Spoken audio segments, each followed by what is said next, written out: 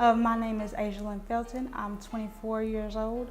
I have cerebral palsy. I have spastic cerebral palsy. It's fairly mild form. So I'm blessed in that regard, I suppose. I am currently a grad student at the University of North Alabama. I'm getting a degree in clinical mental health counseling, and yeah, I want to counsel kids, specifically with kids with disabilities, so that's what I want to do. I was diagnosed with CP about a few months after I was born, because I was born prematurely. I was born 2.5 months early, and I say from a baby, from small up until about 5. I know I came to the CP center. Yeah, that's the more the more prominent memory I have is when I was about 3, 4, 5, coming to the CP center, doing therapy and all that stuff. I've had 5 corrective surgeries on my left and right feet to correct the deformities from the CP.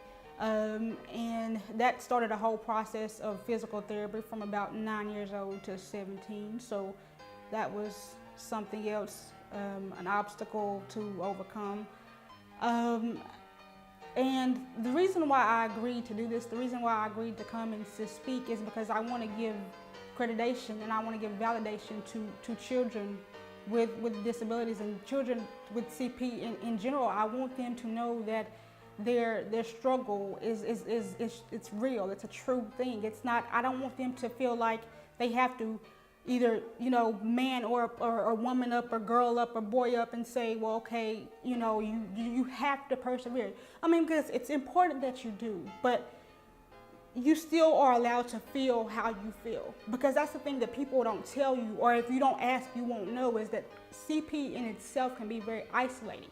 It can be very depressing, and if you don't have that structure, if you don't have people around you telling you that you are a person and that you matter and that your disability does not define you, you will quickly find yourself confined to a place to where you feel like no one understands you, or that you're not meant to be here. Because honestly, that's how I felt for a long time in my life. I felt like I was, there was no place for me.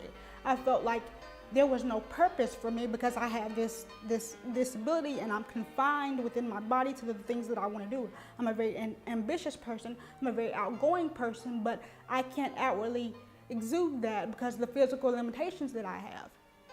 And so that's really what I want to get across, if I don't say anything else, is that for kids with CP, whether you're a kid, whether you're a teenager, if you're a young adult like me, still enduring it and growing in it and getting accustomed to it, because like I said, I'm 24 years old and it's taken me this long to even be okay with my disability.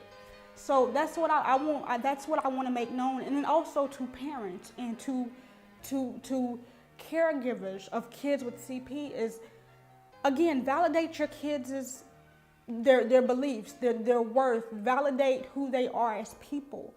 Do not define them or confine them, constrict them to a space and place of being just based off the disability. If they say they're hurting, if they say they don't want to do something, okay, let that be that. Let them have that liberty, and then at the same time push them out to do things and get out of their comfort zone, because that was another thing with me as well.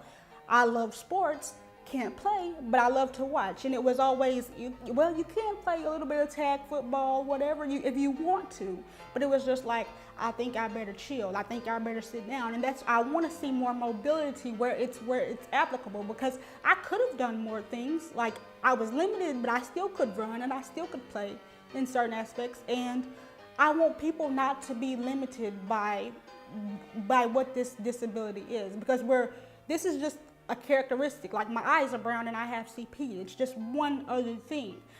Again, it does define how I operate. It does define the parameters of my life, but there are things that I have to consider that other people don't, just by doing basic living things, but it's just one more thing. I wouldn't be here if I didn't have what I'm urging you all for, which is love and nurturance and support. And again, be honest. Always be honest about what the situation is. You know, if you feel like your kid is capable of something, push them to do that.